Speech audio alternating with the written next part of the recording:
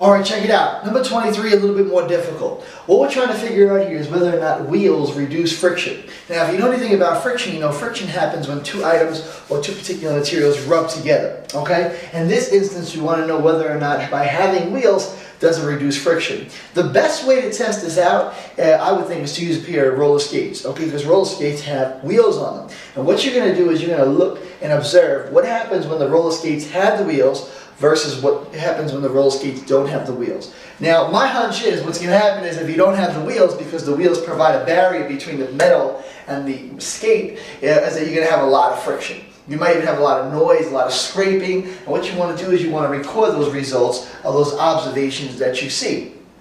With the car, it'll be kind of difficult because you can't really absorb, or rather, you can't really observe a car without wheels on it. But what you want to see is, the way you can demonstrate that is by taking a piece of metal and rubbing it against the concrete and seeing what happens. You might even produce a spark, versus taking a piece of rubber and rubbing it against concrete and seeing what happens. So what we're really trying to see here is whether or not wheels make a difference when it comes to friction, and my hunch is that more than likely they are. So be careful with this project. Not the most exciting project, but still pretty cool. All right?